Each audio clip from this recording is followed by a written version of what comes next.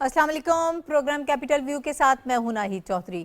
ناظرین، پروگرام میں ہم بات کریں گے سب سے پہلے سب سے اہم ایشو کے حوالے سے کل جو فیصلہ آیا سپریم کورٹ کا، اس کے حوالے سے کل کیبنٹ کا اجلاس بھی ہوا، پھر قومی اسمبلی میں بھی ہم نے دیکھا کہ خاصی اس کے اوپر بات کی گئی، تنقید کی گئی اس فیصلے کے اوپر، اور کیبنٹ کا جو اجلاس ہوا اس میں جائزہ لیا گیا کہ جو اب ڈیٹ آئی ہے 14 مئی کو الیکشن کے لیے، سپریم کورٹ نے کہا ہے پنجاب میں، تو یہ سارے معاملات کس طرح سے آگے بڑھیں گے۔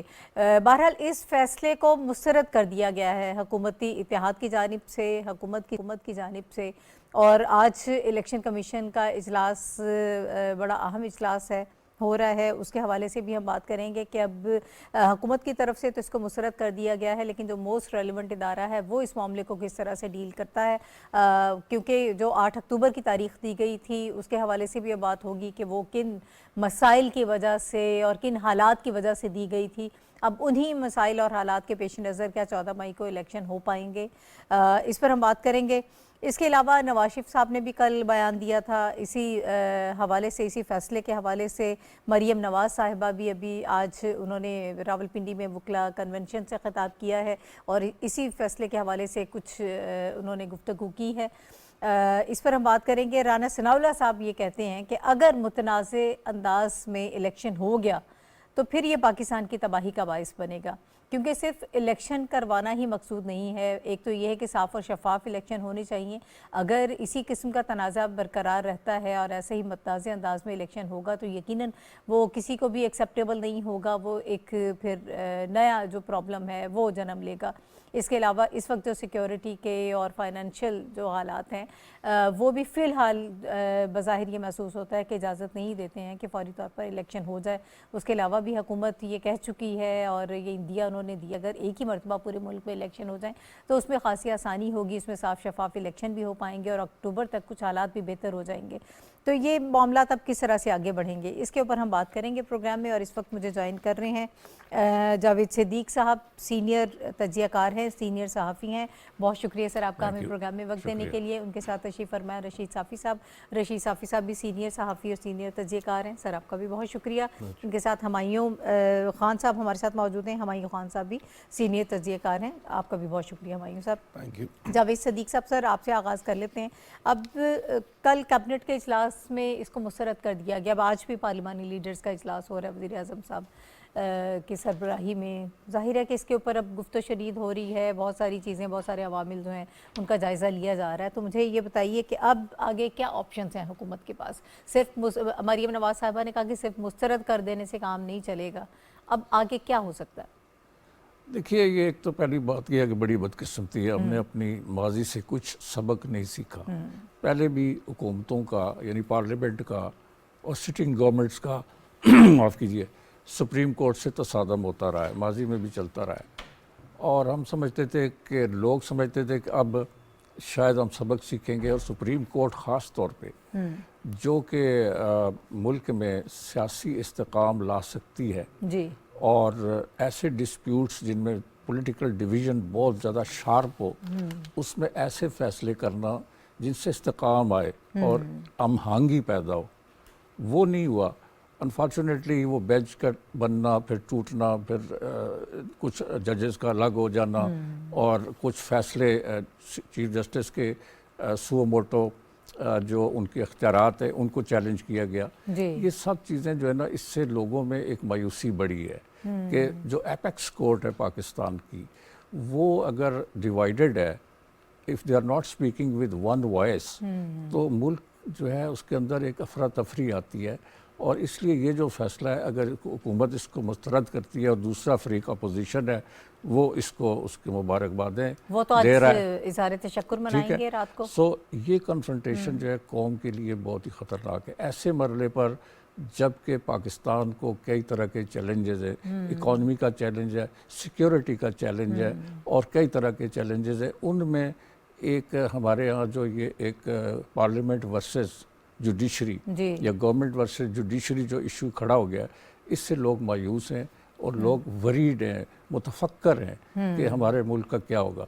تو میں سمجھتا ہوں کہ ایک بات پہ تو کم از کم اتفاق تھا حکومت کا اور پی ٹی آئی والوں کا، کہ 90 दिन के इलेक्शन का होना जो है वो एक बुनियादी पॉइंट है जिस पर डिसीजन होना था। तो खान साहब कहते थे कि जी अगर फुल कोर्ट भी बन जाए तो मुझे कोई एतराज़ नहीं है। तो अगर सीजे साहब एक हमआहंगी लाना चाहते, हार्मनी लाना चाहते, तवाज़ुन पैदा करना चाहते तो एक फुल बेंच बना देते, उसका फैसला होता तो दोनों फरीक मान लेते और ये जो सूरत हाल है कश्मकश की और कन्फ्रंटेशन की, ये ना पैदा होती। ठीक है। अच्छा साफ़ी साहब, कुछ लोग ये कह रहे हैं कि मुस्तरद करने का तो सवाल ही पैदा नहीं होता, ये आपके पास ऑप्शन ही मौजूद नहीं है। जैसे फवाद चौधरी साहब ये बयान 2-3 दिन से दे रहे हैं और आज भी यही उनका चल रही थी स्टेटमेंट। एक तो इस पर मैं आपकी राय चाहूँगी और दूसरा ये है कि फुल बेंच बनाने में क्या कबाहत थी। अब तो चूँकि फ़ैसला आ चुका है, हम बात कर सकते हैं, जो कुछ टेक्निकल चीज़ें हैं क्यों नहीं बनाया गया, आपको क्या लगता है? शुक्रिया नाहिद। पहले मैं जवाब देना चाहूँगा जो आपके सवाल का पहला हिस्सा है उस हवाले से कि इम्प्लीमेंट करवाना वो बाय द बुक तो इस हद तक ठीक है कि एग्जीक्यूटिव की ज़िम्मेदारी बनती है कि अदालती फ़ैसले पे अमल करवाना जो है वो फिर एग्जीक्यूटिव की ज़िम्मेदारी बन जाती है। सही। लेकिन ये एक ऐसा मुकदमा है और एक ऐसा फ़ैसला है जिस पे पहले ही इंतज़ामिया ने, हुकूमत ने मारूज़ी हालात जो है वो मजाज इदारों के सामने रख दिए थे और कहा गया था कि ऐसे हालात में जो मुल्क में सिक्योरिटी की हालात स्पेशली पंजाब और खैबर पख्तूनख्वा के अंदर जो अमन व अमान की सूरत हाल है वो और माली हालत जो पाकिस्तान की है वो, सियासी अवामिल तो ज़ाहिर है अदालत का उससे सरोकार होता भी नहीं और होना भी नहीं चाहिए। लेकिन हुकूमत ने सेक्रेटरी दिफा और सेक्रेटरी फाइनेंस के ज़रिए अदालत के सामने जो मारूज़ात रखी थी और उससे पहले इलेक्शन कमीशन को जिन ज़मीनी हक़ाइक़ से आगाह किया गया था इन इदारों के ज़रिए और सिक्योरिटी इदारों के ज़रिए, उस तनाज़र में फिर इलेक्शन कमीशन ने ये मुनासिब समझा था कि जो 20 अप्रैल की दी गई तारीख़ थी उस पे इंतख़ाबात ना हो और 8 अक्टूबर को इंतख़ाबात हो। ये पस मंज़र बयान करना इसलिए ज़रूरी है ताकि देखने वालों को समझ आ जाए आपके सवाल का और मेरे जवाब का कि हुकूमत क्यों कर इस फ़ैसले को मुस्तरद कर रही है या चाह रही है कि इलेक्शन वक्त पे हो। उसकी वजूहात यही थे जो मैंने बयान की कि सिक्योरिटी और माली और उसके साथ साथ और भी इंतज़ामी मसाइल थे। और इसके अलावा ये तो अदालत के अंदर जो इलेक्शन कमीशन और सुप्रीम कोर्ट के अंदर हुकूमत का एक मौक़िफ़ था वो जिनकी बुनियाद पे हुकूमत हो सकता है कि 14 मई को इंतख़ाबात के इनेकाद से इनकार करे या एग्जीक्यूटिव इलेक्शन कमीशन को मतलूबा जो मदद है वो फराहम ना करे। अगर ऐसा होगा तो फिर ज़ाहिर है मज़ीद अनारकी होगी और जो कंटेम्प्ट की कार्रवाई का आगाज़ भी अदालत का सवाबदीद है वो तो बात की बात है। और सर वो जो रेफरेंस की बात की जा रही है देखिए वो उस पे तो राना सनाउल्लाह साहब के बयानात इस पे मौजूद है, लेकिन वफाकी काबीना ने इस हवाले से अभी कोई या हुकूमत ने कोई हमें नहीं बताया, वज़ारत कानून ने ऐसी कोई मूव नहीं ली है। मेरे ख्याल में हुकूमत मुफाहमत के रास्ते पे बदस्तूर जाना चाहती है और वो तो एक आखिरी ऑप्शन है। मेरी ज़ाती राय ये है कि रेफरेंसेस नहीं होने चाहिए बल्कि जो फुल कोर्ट का मुतालबा या अब हमने ये देखना है जो अहम बात आज होने जा रही है इलेक्शन कमीशन का जो इजलास मुनक़िद है इस वक्त आज जो हो रहा है, बल्कि जब ये प्रोग्राम ऑन एयर होगा तो शायद हो चुका होगा। तो उसके इलेक्शन कमीशन के रद्द-ए-अमल का हमें इंतज़ार है कि इलेक्शन कमीशन का इस फैसले पे क्या रद्द-ए-अमल है और उसके बाद जो है कि हुकूमत कानूनी रास्ता क्या इख्तियार कर रही है। आया इस फैसले के ख़िलाफ़ कोई रिव्यू पिटीशन में हुकूमत जाना चाहती है? जो रेफरेंसेस की बात हो रही है वो तो बहुत इंतहाई इक़दाम है। मेरे ख़्याल में फ़िल वक्त हुकूमत का ऐसे कोई इरादे हमें नज़र नहीं आ रहे, लेकिन अदालत के अंदर जो एक अबहाम है जजों के बीच में इस फैसले के हवाले से वो भी एक ख़तरनाक सिचुएशन है। अब हमने ये भी देखना है कि जिन जजेस के फैसलों को और इख्तिलाफी नोट्स को اس کو نظر انداز کیا گیا، بلکہ ایک جج صاحب کے ایک فیصلے کو ایک سرکولر کے ذریعے جو ختم کر دیا گیا ہے. تو اب ان جو سینئر جج صاحبان ہیں ان کے رد عمل کا بھی انتظار ہے. تو بات مختصر یہ کہ جو ہم چاہ رہے تھے کہ عدالتی فیصلے کے نتیجے میں سیاسی استحکام ہو اور کوئی متفقہ صورت انتخابات کے انعقاد کے حوالے سے سامنے آئے، وہ تاحال وہ مقصد پورا نہیں ہوا ہے. ٹھیک ہے. اچھا ہمایوں صاحب، جو نواز شریف صاحب نے کل خطاب کیا، انہوں نے جو بات کی، خاصا سخت رویہ اس وقت ہمیں ان کا دیکھنے میں آ رہا ہے، تو اس سے کیا کنفرنٹریشن بڑھے گی؟ کیا معاملات آگے کس طرح سے بڑھیں گے؟ جی کنفرنٹریشن کا تو ابھی قبل از وقت ہے، ہم یہ نہیں کہہ سکتے کہ کنفرنٹریشن اور بڑا اسٹرانگ ورڈ ہے. انہوں نے آبویسلی اپنا جو ہے اظہار کیا کہ اس فیصلے، ایک تو اس فیصلے کے آنے سے پہلے ابھی رشید صاحب نے جو تفصیل کے ساتھ بتایا کہ کس طرح یہ آیا، اور پھر اس کے بعد نہ صرف نواز شریف صاحب کا بلکہ پوری گورنمنٹ کا، اگر آپ دیکھیں کل جو ہے لا منسٹر نے کیا، آج بھی جو وکلاء کنونشن تھا اس میں تمام جو بڑے لیڈران تھے انہوں نے اس کے اوپر اظہار کیا. اس سے ہوگا جو آپ کہہ رہے ہیں، رشید صاحب نے کہا، جاوید صاحب نے بھی اسی کے اوپر اشارہ کیا کہ الیکشن کروانا جو تھا مقصد تھا وہ پولیٹیکل پولرائزیشن ختم کرنا تھا، اور گورنمنٹ کی بھی ریکویسٹ اسی اس کی طرف تھی کہ اگر 17 یا فل بینچ بن جاتا اور وہ اس کے اوپر فیصلہ کرتا تو تمام پارٹیز کو جو ہے وہ چیز ایکسیپٹیبل ہوتی. پھر ودن جو جوڈیشری کے اندر سے ہمیں جو کنفلکٹنگ وائسز نظر آئیں، اس نے اس فیصلے کو اور اس فیصلے کے نتیجے میں جو باقی چیزیں اب ہمارے سامنے آئیں گی آئندہ آنے والے دنوں میں، اس کو اور جو ہے کنٹروورشل کر دیا ہے اور پولیٹیکل پولرائزیشن اور بڑھ گئی ہے. گورنمنٹ کی جو یہ ڈیمانڈ تھی کہ آپ الیکشن ایک وقت پہ کرائیں اور تھوڑا آگے ہو کہ اس کے اوپر نیگوسیشن ہو سکتی تھی اگر آپ بیٹھ کے کرتے، اس کی بھی ایک سب سے بڑی ریزن یہ تھی کہ ہمارے آج تک کے جتنے بھی الیکشنز ہیں وہ پولیٹیکل پارٹیز ان کو مانتی نہیں، جب ایک پارٹی جیت جاتی ہے تو دوسری. اور اگر اس صورت میں یہ الیکشن ہو جاتے 2 صوبوں میں تو وہاں پہ ایک ڈیفرنٹ گورنمنٹ ہوتی، اور وہ اگر باقی وفاق کے الیکشن کو دیکھتے تو وہاں پہ اس وقت ایک اور سیٹ اپ ہوتا جو کیئر ٹیکر سیٹ اپ ہوتا. تو جو بھی حکومت آئے گی یا جو بھی پارٹی جیتے گی وہ دوسری پارٹی اس کو نہیں مانتی. تو جو مقصد تھا الیکشن کروانے کا کہ پولیٹیکل پولرائزیشن ختم ہو تاکہ ہم اپنے معاشی حالات کے اوپر توجہ دیں، وہ اس فیصلے نے اس کو جو ہے اور ایک جو ہے کنٹروورسی کی طرف دھکیل دیا. ٹھیک ہے سر. جاوید صدیق صاحب، جو یہ بات کی جا رہی ہے کہ اکثریت کے فیصلہ جو ہے اور اکثریت پر تھوپا جا رہا ہے اقلیت کا فیصلہ، تو ان الفاظ کے سینیریو میں اس کو اگر دیکھیں، اس کے تناظر میں، پھر آپ کو کیا لگتا ہے کہ آگے کیا آپشنز رہ جاتی ہیں قانونی طور پر؟ جو جس طرح سے ریویو میں بھی کہا صافی صاحب نے کہ گورنمنٹ شاید جا سکتی ہے قانونی طور پر، ویسے ابھی ظاہر ہے کہ گورنمنٹ خود اس حوالے سے ہمیں بتائے گی، ابھی تو ایک رائے آپ کی بس غور کر رہے ہیں ان کے لیگل ایکسپرٹس جو ہیں ان سے بات چیت چل رہی ہے ان کی کہ کیا ہو سکتا ہے. ریویو کے لیے تو ان کا آپشن موجود ہے، جی، دیر از نو ڈاؤٹ.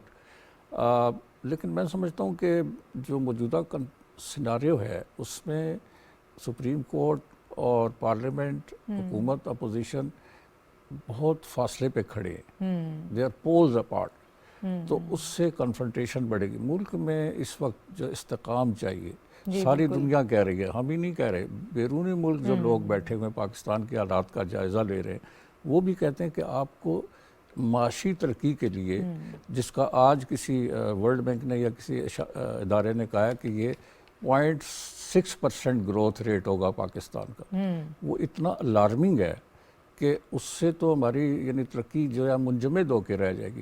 تو اس صورتحال سے نکلنے کے لیے، معاشی صورتحال سے نکلنے کے لیے سیاسی استحکام چاہیے. تو تمام ادارے جو ملک کی فلاح اور عوام کی فلاح، پاکستان کے فیوچر کے حوالے سے سوچتے ہیں، ان کو اس پہ سوچنا چاہیے کہ ان دی لارجر کانٹیکسٹ پاکستان کو کیا حاصل ہوگا اس کنفرنٹیشن سے. تو میں سمجھتا ہوں کہ اپوزیشن کو بھی، گورنمنٹ کو بھی، سپریم کورٹ کو بھی، باقی اسٹیبلشمنٹ کو اس تناظر میں، اس کنٹیکسٹ میں سوچنا چاہیے کہ پاکستان کو کرائسس سے کیسے بچانا ہے. آپشنز بہت ہو سکتے ہیں اگر آپ کنفرنٹیشن بڑھانا چاہیں، لیکن میں سمجھتا ہوں کہ نیگوسیشنز، مذاکرات، مکالمہ، تو سر آغاز کہاں سے ہو؟ یہ سیاسی جماعتوں کا میرا خیال ہے سب سے زیادہ ان کا فرض سیاسی بنتا ہے. یہ تو میں کہتا رہا ہوں آپ کے کئی پروگرام میں کہ कोर्ट्स खुद कहती रही हैं, सुप्रीम कोर्ट भी कहती रही है, हाई कोर्ट्स कहती रही हैं, इस्लामाबाद हाई कोर्ट जी, समेत, बिल्कुल। कि आप पॉलिटिकल डिस्प्यूट्स को हमारे पास ना लाएं। ना लेकर आए, हाँ, उसकी वजह ये होती है कि ये फिर कन्फ्रंटेशन बढ़ती है इससे, एक फरीक नहीं मानता दूसरा मान लेता इदारे है। भी उसमें इन्वॉल्व हो माजी में जाते भी ये हैं। हो चुका है, माजी में ऐसा हो चुका है कि एक अपोजिशन फैसले को, सुप्रीम कोर्ट के फैसले को चैलेंज करती रही है और गवर्नमेंट मानती रही है, कभी उसके बरक्स होता रहा है। तो इस कन्फ्रंटेशन को अवॉइड करने के लिए एक नेगोशिएशंस का प्रोसेस सियासी जमातों को खुद करना चाहिए। ज़बानी कलामी तो वो कहते हैं कि जी हम बातचीत के लिए तैयार हैं, हम इलेक्शन के लिए तैयार हैं, लेकिन अमलन उसके लिए तैयार नहीं। ख़ास तौर पर पीटीआई का जो रवैया है वो मैं समझता हूँ कि एक गैर सियासी रवैया है, कॉन्फ्रंटेशनिस्ट अप्रोच है, और उनको चाहिए था कि वो बैठ के बात करते। और ये जो बात से बचने के लिए एक मजमूई जो हमारे मुल्क का कॉन्टेक्स्ट है उसमें इलेक्शन रिफॉर्म्स, उसके ऊपर मुज़ाकरात, और सबको ठंडे दिमाग के साथ इस पे सोचना चाहिए। साफ़ी साहब, आपकी नज़र में क्या हल है कि इस तनाज़े से बचा जा सके, जिसमें अब इदारे भी इन्वॉल्व हो गए हैं और ख़ासी अब अजीब सी सिचुएशन है, बड़ी सख्ती सी नज़र आ रही है। अभी मैं सुन रही थी मरीम नवाज़ साहिबा जब लॉ कन्वेंशन से बात कर रही थी, उन्होंने कहा कि किसी एक शख्स की मर्ज़ी की वजह से जो है वो ऐसा नहीं होगा, और इलेक्शंस जो है वो अपने ही डेट पर होंगे, अपनी तारीख़ पर होंगे। तो फिर कैसे चलेंगे मामला का? देखिए नाहिद, हाल तो आपको जावेद साहब ने बता दिया है कि सियासतदानों ने मिल बैठ के ही इस मसले को हल करना है, इसके सिवा जो है कोई दूसरा रास्ता नहीं है। ये एक तजवीज़ जो बार बार सामने आ रही है, और माजी की तजुर्बात को देखते हुए यही एक रास्ता बचा है कि मुज़ाकरात के मेज़ पे इनको आना पड़ेगा, चाहे जितने भी बड़े लीडर आप क्यों ना हो, चाहे आप कितना ही आपको ज़्यादा सपोर्ट आवाम का क्यों ना हो। आप जुल्फ़िकार अली भुट्टो से बड़े लीडर तो नहीं हैं। हाँ जी। हमने कल भी उस तज़किरा किया था उनकी 44वीं बरसी पे, जब वो अपने मुखालिफिन के साथ बैठने पे आमादा हो सकते थे, और उसका फ़वाइद भी हम समेट रहे हैं। आज तक जो ये मुत्तफ़िक़ा आइन हमारे सामने है 1973 का, कि भुट्टो जैसा मकबूल लीडर अपने बदतरीन सियासी दुश्मनों के साथ अगर बैठ के बात कर सकता है, तो आप क्यों नहीं कर सकते? आप भुट्टो से तो बड़े लीडर नहीं हैं। इमरान खान साहब की तरफ मेरा इशारा है।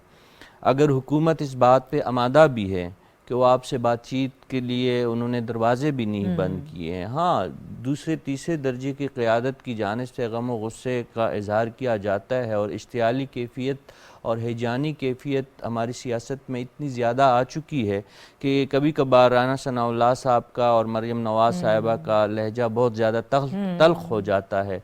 लेकिन हमने ये मारूजी सूरत हाल भी देखना है, जो उनके इर्द गिर्द उनकी फ्रस्ट्रेशन के बहुत वैलिड है, वो हालात भी तो पेश नज़र जी, उनकी फ्रस्ट्रेशन और गुस्से के बुनियादी अवामिल भी है, जिसकी अदालत को वजाहत देनी होगी, इदारों को वजाहत देनी होगी। आज जो पिंडी में मरीम नवाज साहिबा के शिकवा है कि इमरान खान साहब को एक पेशी में 12 केसेस में और ड्राइव थ्रू के ज़रिए ज़मानतें मिल जाती है, तो उन्हें भी इसी किस्म की सूरत हाल से उनके और उनके वालिद और उनके अंकल को और उनके बाकी रिश्तेदारों को इस किस्म की सूरत हाल से गुज़रना पड़ा था। उन्हें ये सहूलत हमने ख़ुद बहैसियत रिपोर्टर देखा है और उसको रिपोर्ट किया था, उन्हें ये सहूलतें मैसर नहीं थी। ये इत्तेफाक भी हो सकता है या इमरान खान साहब के ख़िलाफ़ कमज़ोर मुकदमात भी हो सकते हैं, लेकिन हमें ये भी मानना पड़ेगा कि बहुत कमज़ोर नुकात पे नवाज़ शरीफ और उसके ख़ानदान को भी सियासत से आउट किया गया था,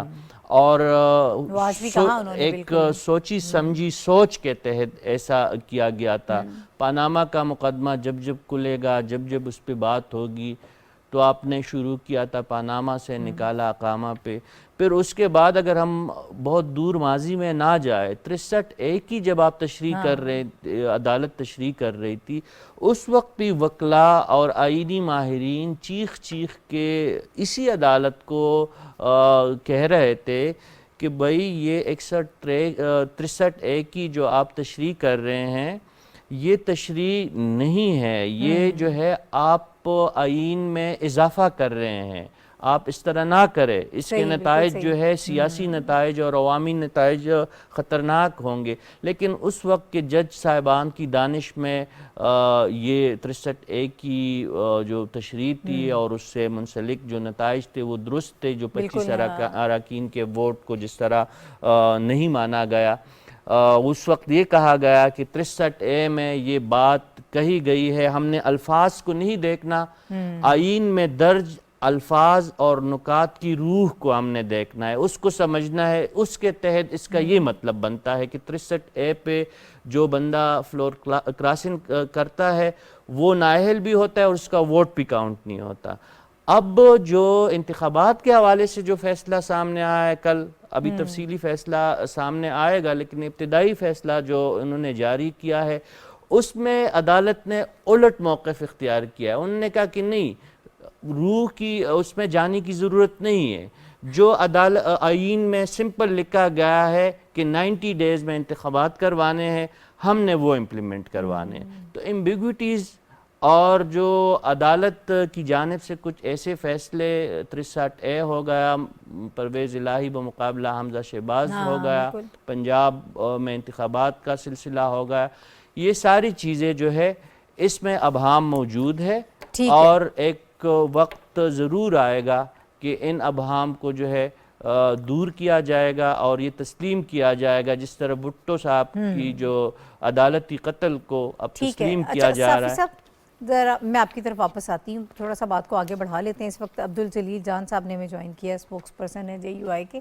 یہ ایک اور خبر بھی آئی تھی کہ جمعیت علماء اسلام اور عوامی نیشنل پارٹی نے عمران خان کو نااہل قرار دینے کی پشاور میں 2 علیحدہ انہوں نے درخواستیں جو ہیں پشاور ہائی کورٹ میں دائر کی ہیں، اور یہ کہا گیا ہے کہ عدت کے دوران نکاح کرنے پر جو ہے عمران خان صاحب کو نااہل قرار دیا جائے۔ تو میں یہ چاہوں گی عبدالجلیل جان صاحب سے یہ بتائیے گا مجھے، یہ جو کیس ہے آپ لوگوں نے جو درخواستیں دائر کی ہیں عمران خان صاحب کو نااہل کروانے کی، ذرا اس کا تھوڑا سا ہمیں بتا دیجیے گا ڈیٹیلز۔ دیکھیں جناب، ان درخواستوں کا پشاور ہائی کورٹ میں جمع کرنے کا مقصد یہ ہے کہ ہمارے اسی عدالت میں چودھری ثاقب نثار نے اسے 62 63 کے حوالے سے اہل قرار دیا تھا، اصادق اور امین قرار دیا تھا، ٹھیک ہے، اگر آپ کو یاد ہو تو ہمارا کہنے کا مقصد یہ ہے کہ اس میں انہوں نے شادی کے حوالے سے بھی اور بیٹی کے حوالے سے بھی اور دیگر حوالوں سے بھی جھوٹ بول کر ثابت کیا ہے کہ وہ 62 اور 63 کے زمرے میں آتا ہے اور ڈسکوالیفیکیشن بنتی ہے۔ اس لیے ہم نے سوچا اور ہم نے ہائی کورٹ کو رجوع کیا، اور ہائی کورٹ میں ہم نے محترم کامران مرتضیٰ ایڈوکیٹ اور جناب جلال الدین ایڈوکیٹ کے تھرو یہ درخواست جمع کی ہے۔ تو انشاءاللہ العزیز ہمیں تو امید ہے ہائی کورٹ سے ہمیں یہی نوید ملے گی کہ انشاءاللہ اس کو نااہل قرار دیا جائے گا۔ ٹھیک ہے، اچھا سر مجھے یہ بھی بتائیے گا کہ اب یہ جو فیصلہ آیا ہے سپریم کورٹ کا، آپ سب جماعتیں اکٹھی ہیں، ایک تاثر یہ دیا جا رہا ہے کہ جو PDM کی تمام تر جماعتیں ہیں ان کے درمیان کوئی شاید کچھ مسائل ہیں۔ ابھی فواد چودھری صاحب بھی کچھ دیر پہلے میں سن رہی تھی، انہوں نے کہا کہ جو جماعتیں اپنے آپ کو الگ کر لیں گی وہ تو بچ جائیں گی، باقی لوگوں پہ ہم ریفرنس دائر کرنے جا رہے ہیں کہ وہ سپریم کورٹ کے احکامات کو مان نہیں رہے۔ ذرا مجھے یہ پوزیشن بتا دیجیے گا۔ دیکھیں جی، سپریم کورٹ کو اور ہائی کورٹ کو اور عدالتوں کو گھسیٹنے والا عمران خان آج سپریم کورٹ کے لیے اپنے آپ کو ہیرو بنانے کی کوشش کر رہا ہے۔ PTI والے بھی، فواد چودھری نے تو کل خود ہائی کورٹ کے ججوں کو مورد الزام ٹھہرایا ہے کہ گھر چلے جائیں، چھٹی کر لیں، وہ کر لیں۔ یہ ایک انگلی جو ہماری طرف اٹھاتا ہے تو 4 انگلیاں اس کی طرف جاتی ہیں۔ دوسری بات یہ ہے کہ یہ پہلا شخص ہے عمران خان جس نے پاکستان میں اداروں کو تقسیم کیا ہے۔ دیکھو، اداروں پر تو تنقید ہر کوئی کرتا رہتا ہے، لیکن تنقید کرنا اور تقسیم کرنا اس میں فرق ہے۔ صحیح ہے، تنقید کرنا آپ انسانی بنیادی حقوق میں آتا ہے کہ آدمی کسی اوپر تنقید کرتا ہے، اس کا حق بنتا ہے، لیکن اداروں کے درمیان رکھنا ڈالنا اور تقسیم پیدا کرنا، فوج میں بھی تقسیم پیدا کرنے کی کوشش کی اس نے، اور اب عدالت میں بھی اس نے تقسیم پیدا کرنے کی کوشش کی۔ تو جو کل والا فیصلہ ہے تو یہ تو ہم متحدہ یہ PDM ہے، پاکستان ڈیموکریٹک الائنس جو ہے، جو فیصلے بھی ہوگا مشترکہ ہوگا، کوئی پارٹی بھی کسی فیصلے سے پیچھے نہیں ہٹے گی۔ ٹھیک ہے، ہم نے اگر फैसला मानना होगा तो तब भी मुश्तरका होगा, अगर नहीं मानना होगा तब भी हमारा फैसला मुश्तरका होगा। ये फवाद चौधरी के जो खाम ख्याली है, जो कल तक पार्टी का तर्जुमान था और आज पीटीआई का तर्जुमान बनाया, तो इसके कहने से इनके बातों से तो पीडीएम ने टूटती है और ना पीडीएम उनकी डिक्टेशन पर अमल करती है। ठीक है, बहुत शुक्रिया। अब्दुल जैन साहब हमारे साथ मौजूद थे JUI से। इनकी बात आपने सुनी। हुमायूं साहब, मैं कहती हूँ इसी पे ज़रा आपसे कहूँगी कि कमेंट कर दीजिएगा, क्योंकि ये ख़बरें भी अब आपने देखा होगा कल से चल रही हैं कि जी PDM के अंदर भी कुछ टूट फूट हो रही है, वहाँ पर भी कुछ डिवीजन हो रही है। इसके हवाले से मैं चाहती हूँ कि आप बात कीजिएगा। मेरा नहीं ख्याल कि कोई टूट फूट या डिवीजन की जिस तरह बात है, वो तो ऐसे है कि देखें ये 8 से या 10 से ज़्यादा पॉलिटिकल पार्टीज़ और हर पार्टी का अपना एक मौक़िफ़ है, लेकिन जो रिस्पांस अभी हमने देखा, जो कल भी आया और आज भी हमने तमाम जो बड़े सीनियर लीडर्स हैं, बिलावल भुट्टो जरदारी साहब से ले लें, मरीम नवाज साहिबा से ले लें, फेडरल लॉ मिनिस्टर से ले लें, प्राइम मिनिस्टर शहबाज शरीफ से ले लें, नवाज शरीफ साहब और राना सनाउल्लाह, तमाम का जो मौक़िफ़ है उसके ऊपर। और ये जो बाय द वे ये जो बार बार मुख्तलिफ जगहों पे बात हो रही है कि वफाकी काबीना ने जिस तरह कहा इसको, ये एक नोशनल वो है उसका कि हमने ये फैसला हुआ उसको हम नहीं मानते। उन्होंने ये नहीं कहा कि हम इसकी इम्प्लीमेंटेशन नहीं करेंगे। अब आगे गवर्नमेंट के पास मुख्तलिफ, जिस तरह आप पहले भी सवाल कर रही थी, तो जो इसको रिजेक्ट करने की बात है, ये एक नोशनल वैल्यू होती है। इसको अब वर्ड बाय वर्ड उस तरह उन्होंने जो है वो कोई नाफरमानी नहीं की कोर्ट की। सही। अब उसके बाद उनके पास रिव्यू की ऑप्शन है। अभी एक कानून जो ऑलरेडी पास हो चुका है, जो सदर मुमलिकत साहब के पास पड़ा हुआ है, अगर उस पर वो साइन कर देते हैं, और अगर नहीं भी करते तो 20 तारीख को जो है, तो इसके खिलाफ भी रिव्यू में गवर्नमेंट जा सकती है, एक लार्जर बेंच के पास वो जा सकते हैं। लेकिन बात फिर वहीं आ जाएगी कि अगर अदालतें इंसाफ कर रही हैं और इंसाफ होता हुआ नज़र भी आ रहा हो, तो तब जो है बेसिकली जो जमहूरियत है, ये जो कॉन्सेप्ट है जिसके ऊपर अक्सर मैं अगर आपसे बात करता हूँ कि जो अपने इदारे अपनी अपनी लिमिट में रह के जो काम करते हैं, तो जमहूरियत उस सूरत में जो है पनपती है। इस सूरत में अगर आप एक्स्ट्रा हो के पार्लियामेंट का किरदार भी अगर आप अपना लें, इलेक्शन कमीशन का भी कर लें, प्रेसिडेंट का भी कर लें और तमाम चीज़ें कर लें, इलेक्शन की सारी चीज़ें आप बता दें, इस सूरत में आप दूसरे इदारों की जो आईनी इख्तियारात हैं उसके ऊपर आप जा रहे हैं। तो मेरा ख्याल है कि अब रिव्यू के ऊपर जाएगी बात, और ये हम अब 6 दिन के अंदर देख लेंगे कि फेडरल गवर्नमेंट का क्या फैसला होता है, कि वो पैसे उनकी तरफ ट्रांसफ़र हो जाते हैं, बाकी जो चीज़ें कही गई हैं। बड़े मोहतात अंदाज में हुकूमत आगे बढ़ रही है, बड़ी मुशावरत के साथ, और उसके बाद अभी तक कोई प्रॉपर हमें वो नज़र नहीं आ रहा कि उन्होंने अपनी स्ट्रैटेजी का ऐलान किया हो। ज़ाहिर है कि सामने आपके अदलिया है, एक पाकिस्तान का बहुत बड़ा इदारा है, तो बड़े मोहतात अंदाज में आगे बढ़ रहे हैं। सर, ये जो भी मैं उनसे बात कर रही थी जलील जान साहब से, उसी केस के हवाले से मैं आपकी ओपिनियन चाहती हूँ कि ये जो केस अब पेशावर हाई कोर्ट में दायर किया है नाअहली का, इस पर क्या राय है आपकी? देखें, इसकी जो लीगल एस्पेक्ट्स हैं उसको मैं छोड़ता हूँ। मैं सिर्फ ये कहता हूँ कि सादिक और अमीन का लफ्ज़ जो है, जो हमारी इस कॉन्स्टिट्यूशन में भी आया है जी 62-63 में, कि वो लोग, ये ज़िया साहब ने इसमें डाला था, ये अमेंडमेंट ज़िया साहब की थी कि वो लोग जो कि दीन से और दूर हैं, खाइन लोग हैं, ख़यानत करने वाले लोग हैं और उमूमी शोहरत उनकी ख़राब है, उनको इलेक्शन नहीं लड़ना चाहिए। और ये बाकी चीज़ें बाद में आई हैं, डिक्लेरेशन वो सही देते हैं कि नहीं देते, छुपा रहे हैं चीज़ें आवाम से। और जो अवामी लीडर होता है उसकी तमाम तर ज़िंदगी जो है, देखा जाता है कि वो किस तरह का आदमी है, उसकी ज़िंदगी साफ़ सुथरी है या नहीं है, स्कैंडलस लाइफ है। बहुत सारे मगरबी मालिक की जमहूरियतें जो है, डेमोक्रेसीज इन द वेस्ट, उन्होंने कई वज़राए आज़म की, सदूर की, वज़रा की छुट्टी कर दी इन्हीं बेसिस के ऊपर कि उनका जो मॉरल एस्पेक्ट था वो बहुत कमज़ोर था। मिसाल के तौर पर ट्रंप साहब पे अभी क्या केस चल रहा है कि उन्होंने एक खातून को, एंकर को पैसे दिए कि तुम खामोश रहो। सो ये बातें जो हैं, ठीक है, सो ये चीज़ें जो है ना, ये दुनिया में जमहूरियतों में चलती हैं। सिर्फ पाकिस्तान तो इस्लामी मुल्क है, यहाँ तो ख़ास तौर पर लीडरों को इस तनाजुर में देखा जाता है कि उनका कैरेक्टर कैसा है। तो ये जो इशू इन्होंने रेज़ किया है, इसकी एक मॉरल, लीगल अपनी है, लेकिन मॉरल सेंस में कि एक शख्स जो है अगर वो निकाह जो है उस अंदाज से नहीं करता जो कि इस्लाम ने प्रेस्क्राइब किया है, अगर वो नहीं करता, उससे डेविएट करता है, तो उसका दीनी एक पहलू भी है, मजहबी पहलू भी है, और इसके अलावा जो छुपाना किसी चीज़ को कि मेरी बीवी थी या है या नहीं है, یا میرا بیٹا یا بیٹی تھی یا نہیں ہے، یہ بھی ایشوز ہیں.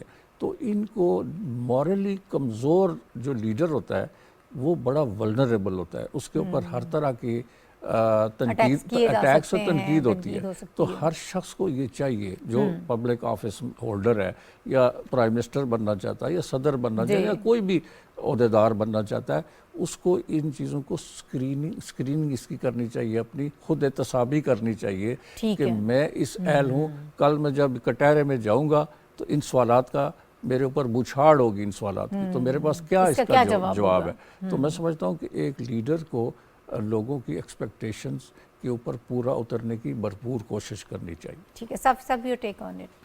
جی بالکل، جاوید صاحب درست فرما رہے ہیں. دیکھیے میں ذاتی طور پر اس قسم کے جو کیسز ہوتی ہیں سیاسی جماعتوں کا ایک دوسرے پہ گند اچھالنے کا جو ایک روش ہے اس کے حق میں نہیں ہوتا، لیکن چونکہ عمران خان صاحب ہمیشہ سے اخلاقیات اور جو دیانت اور صداقت کا ورد کرتے رہتے ہیں، تو پھر ان جیسی لیڈر کی ذمہ داری ان پہ زیادہ عائد ہوتی ہے کہ اخلاقی طور پر وہ اپنے آپ کو نیٹ اینڈ کلین رکھیں. جاوید صاحب نے اشارہ کیا ڈونلڈ ٹرمپ کی طرف، وہ ان کی گرفتاری اب سامنے ہے اور اسی قسم کے اخلاقی بنیادوں پہ ان پہ الزامات تھے، رشوت دینا اور ناجائز تعلقات کی بنیاد پہ. آج وہ کسٹڈی میں ہے، پولیس کیس کا ان کو سامنا ہے اور پوری امریکہ میں ایک ہلچل ہے. تو عمران خان صاحب ہمیشہ ہمیں کہتے ہیں کہ مغرب کی وہ تقلید بھی کرتے ہیں اور مغرب کو ہم سب سے زیادہ جانتے بھی ہے.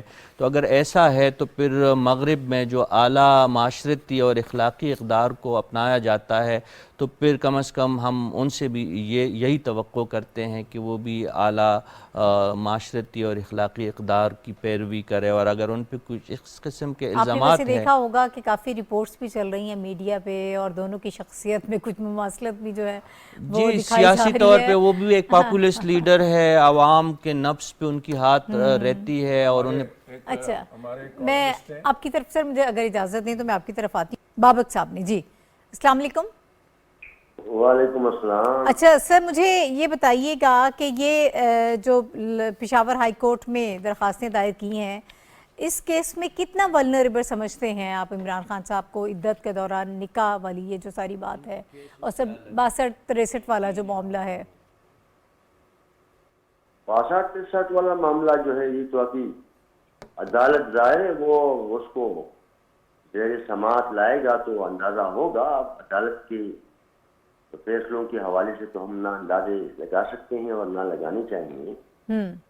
جو بھی اپلیکینٹ جو عدالت میں چلے جاتے ہیں پھر وہ عدالت میں منحصر ہے کہ وہ ان چیزوں کو ظاہر ہے ایک آئینی اور قانونی نقطۂ نظر سے اور نقطۂ نگاہ سے دیکھتے ہیں اور پھر دیکھتے ہیں کہ اس میں کتنا وزن ہے اور کتنا. لیکن یہ تو دیکھیے بڑا واضح ہے یہ جب ہم یہ دیکھتے ہیں کہ ہمارے ملک میں 9.5 سال پختونخوا میں ان کی حکومت رہی، اسی طرح 4 سال مرکز میں حکومت رہی.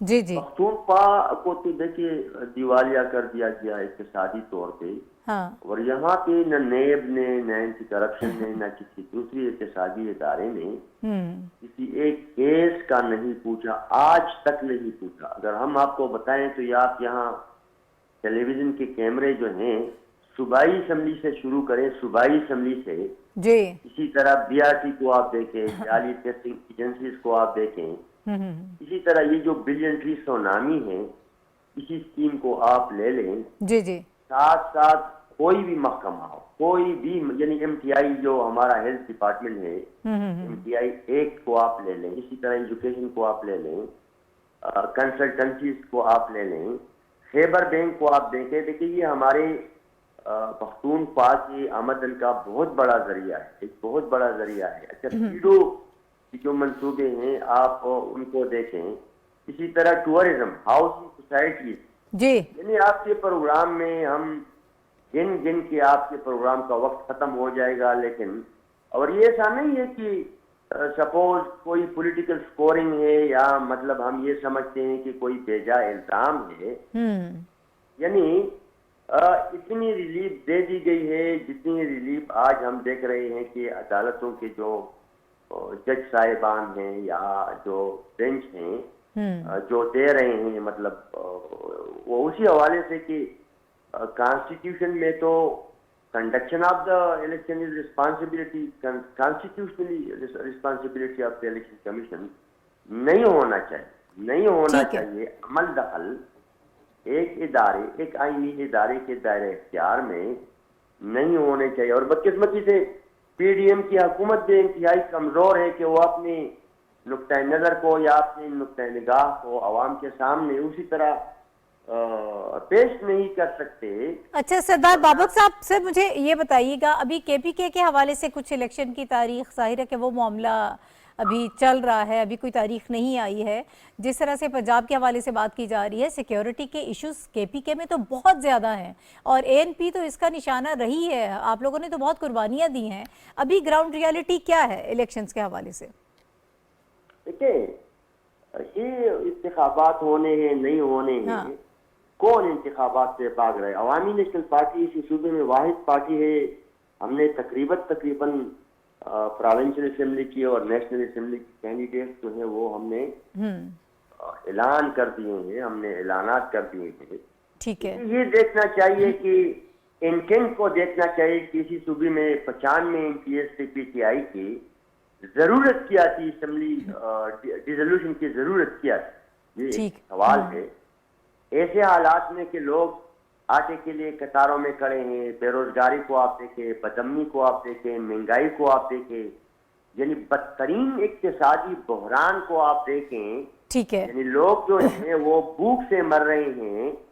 تو ظاہر ہے یہاں پہ تو جو پلان کی سیاست چل رہی ہے اور 2013 سے جو لوگ ان لوگوں کو لائے ہیں، تو ایک کر کے ان سے پوچھنا چاہیے کہ آج تک جو ہم اور آپ بات کر رہے ہیں کہ ہلڑ بازی اور انتشار والی جو روزانہ کی بنیاد کی سٹیٹمنٹس ہیں یا پالیسیز ہیں، جی تو دیکھیں ہمیں ملک کو، عوام کو، ملک کے شہریوں کو، سیاسی جماعتوں کو، آئینی اداروں کو، ہم سب کی ذمہ داری ہے کہ ہم عوام اور ملک کی مفادات کو مد نظر رکھتے ہوئے بالکل درست آپ نے کہا کہ ایک تعمیری کردار ادا کریں. بالکل درست عوام کے مفادات کو پیش نظر رکھنا چاہیے. بالکل درست. سردار حسین بابک صاحب ہمارے ساتھ موجود تھے، اے این پی سے ان کا تعلق ہے اور الیکشنز کے حوالے سے جو ہم گفتگو کر رہے ہیں، ظاہر ہے کہ اگر آپ الیکشن چاہیے تو پھر اس کے لیے اس کے سارے جو لوازمات ہیں وہ بھی درکار ہوتے ہیں. اس سے ہم اس وقت خاصے دور ہیں. یہ معاملہ بھی چل رہا ہے، ڈیولپنگ سٹوری ہے. ایک اور ایشو ہمارے پاس ہے، اس کے حوالے سے بھی مجھے بات کرنی ہے. بڑا اہم یہ معاملہ ہے، بھارت اور چین کے درمیان جو سرحدی تنازع بہت عرصے سے چلا آ رہا ہے، اس میں مسلسل اضافہ اس وقت ہم دیکھنے میں آ رہے ہیں. اب یہ معاملہ کس طرح سے آگے بڑھے گا اور اس کو کس طرح سے دیکھا جائے گا، میں بہت لمبا چوڑا انٹرو نہیں دے رہی. ہمایوں صاحب میں آپ کی طرف آؤں گی، ذرا ڈیٹیلز ہمیں بتا دیجیے گا، وقت ہمارے پاس تھوڑا کم ہے. بیسیکلی یہ علاقہ جس کی آپ ذکر کر رہی ہیں، یہ کانکر نہیں ہوا ہوا. یہ وہ علاقہ ہے جو چائنا بلیو کرتا ہے کہ اس کا پروونس ہے، اروناچل پردیش صوبہ ہے اور اس کا چائنیز نام علیحدہ ہے. اس پہ امریکہ کی اسٹینڈنگ کمیٹی ہے جو سینٹ کی، اس کے اندر ایک ریزولوشن امریکی ڈیموکریٹ ہے انہوں نے پاس کی، جس میں اس علاقے کو ری افرم کیا گیا کہ یہ انڈیا کا حصہ ہے. حالانکہ یہ ڈسپیوٹڈ ٹیریٹری ہے 1962 سے، اور چائنا اور انڈیا کے درمیان تقریباً 3400 کلومیٹر کا بارڈر ہے جو تقریباً انڈیمارکیٹڈ ہے، اور اس کو ڈیفیکٹو بارڈر کنسیڈر کیا جاتا ہے اور اس کو لائن آف ایکچوئل کنٹرول کہتے ہیں. اور اس میں بہت سارے ڈسپیوٹس ہیں، اور اس میں ایک ڈسپیوٹ یہی ہے کہ جو چائنا ہے وہ اس علاقے کو تبت کا حصہ سمجھتا ہے، اروناچل پردیش کو. اور یہاں اس کی بھی ہسٹری 62 کے بعد یہی تھی کہ دلائی لاما جو ہیں وہ چائنا سے ایگزائل میں آ کے اب وہاں پہ ہماچل پردیش میں دھرم شالہ میں گورنمنٹ ان ایگزائل چلا رہے ہیں، اور انڈیا نے ان کو جو نام تبدیل کر دیے گئے ہیں، اس کا کیا امپیکٹ؟ اس کا امپیکٹ یہی ہے کہ چائنا اپنی جو پوزیشن اس کو ری افرم کر رہا ہے، اور یہ پہلی دفعہ نام نہیں تبدیل کیے گئے. وہاں پہ 2017 میں 6 نام تبدیل کیے گئے تھے، چائنا نے اپنے نام رکھے. 2021 میں جو ہے کچھ 16 کے قریب نام تبدیل کیے گئے، اور آج جو 33 کے قریب جو ہیں انہوں نے اپنے نام دے دیے.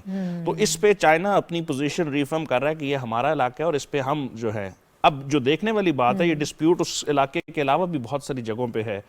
پچھلے 2 سال سے یہ جو ہے جو چل رہا ہے. اور انڈیا کا جو بارڈر ڈسپیوٹ ہے وہ اپنے تمام نیبرز کے ساتھ ہے. کوئی ایسا وہ نیبر نہیں جس کے ساتھ اس کا ڈسپیوٹ نہ ہو. کشمیر کا معاملہ آپ دیکھ لیں, سیاچین کا دیکھ لیں, اس کے علاوہ جو ہے بہت ساری جگہ ایسی ہیں جس میں ہم ان کے ساتھ ڈسپیوٹ ہے, UN کے اندر ہے.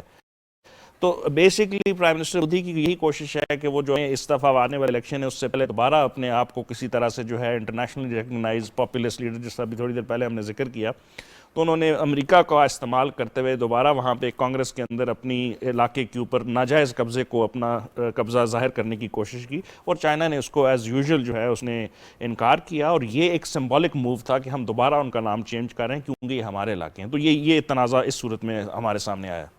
ٹھیک ہے جاوید صاحب, سر میں اسی پر آپ کی بھی رائے چاہوں گی کہ ایک تو یہ کہ جو سو کالڈ جو سیکولر انڈیا ہے اس کے جو حالات ہیں وہ سب کے سامنے ہیں, اور چائنا کے ساتھ آپ کی اگرچہ بہت زیادہ ٹریڈ بھی ہوتی ہے لیکن یہ معاملات جو ہیں وہ مسلسل آگے بڑھ رہے ہیں, اور پاکستان کے ساتھ بھی اسی قسم کا معاملہ ہے. انڈیا کی جو خواہش ہے یا خواب ہے وہ یہ ہے کہ وہ ایک سپر پاور بنے, بالکل, اور ایک ایمیننٹ پاور کے طور پہ اس خطے میں اور گلوبل لیول پر ابھرے. اور یہ سارا جو جھگڑے ہیں اس کے پاکستان کے ساتھ, چائنا کے ساتھ, نیپال کے ساتھ, مالدیپ میں ہندوستان جو ہے ماضی میں فوجیں اتار چکا ہے. جی ٹھیک ہے, سری لنکا کے ساتھ اس کے جھگڑے, تاملوں کا کیا جھگڑا تھا.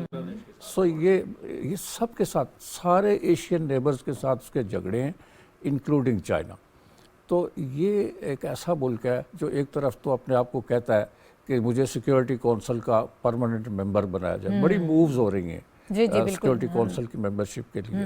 پاکستان اور چائنا اور کچھ اور ممالک ہیں جو اس کو مان نہیں رہے, اور بھی یورپین ملک بھی اس میں شامل ہیں.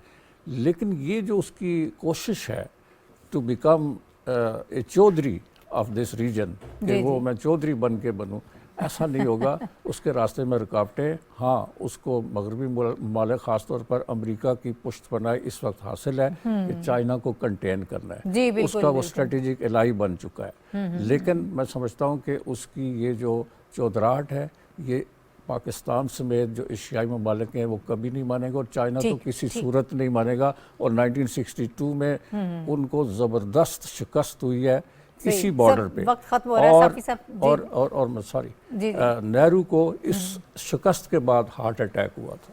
اوکے سر, اسی پہ آپ آزاد کشمیر اسمبلی میں بھی ایک قرارداد پیش کی, اس کے حوالے سے جی بالکل, آزاد کشمیر کی قانون ساز اسمبلی نے بھی بھارتی ہٹ درمی اور جو جموں کشمیر اور آزاد کشمیر کے درمیان جو سرحدی علاقہ ہے اس کو مستقل بارڈر بنانے کی جو بھارتی سازش ہے اس کو بے نقاب کیا ہے. اور بیرسٹر سلطان محمود جو صدر ہے انہوں نے بھی اس بات کی نشاندہی کی ہے کہ بھارت کے اس غیر قانونی اور بین الاقوامی قوانین کی خلاف ورزی پہ مبنی اقدام کی ہر قسم کی مذمت کی جائے گی اور مزاحمت کی جائے گی. دفتر خارجہ نے بھی کچھ اس قسم کے خیالات کا اظہار کیا ہے کہ وہاں پہ نہ صرف کشمیری مسلمانوں پہ مظالم ہو رہے بلکہ دیگر اقلیتی برادری جو ہے وہ بھی بھارتی ہندواتوا کی ظالمانہ سوچ کے زیر اثر ہے اور زیر عتاب ہے. تو یہ تمام چیزیں جس کا میں دوبارہ دہرانے کی ضرورت نہیں ہے. چین کے ساتھ تنازع, پاکستان کے ساتھ تنازع, حتیٰ کہ تمام سرحدی ممالک کے ساتھ تنازع, یہ بھارتی فطرت اور روش کا حصہ ہے جس کا پڑوسی ممالک نے مل کے مقابلہ کرنا ہوگا. ٹھیک ہے, بہت شکریہ جاوید صدیق صاحب, رشید صافی صاحب اور ہمایوں خان صاحب میرے ساتھ موجود تھے. ناظرین پروگرام کا وقت ختم ہو گیا, اب اگلے ہفتے انشاءاللہ دوبارہ آپ سے ملاقات ہوگی. اجازت دیجیے, اللہ حافظ.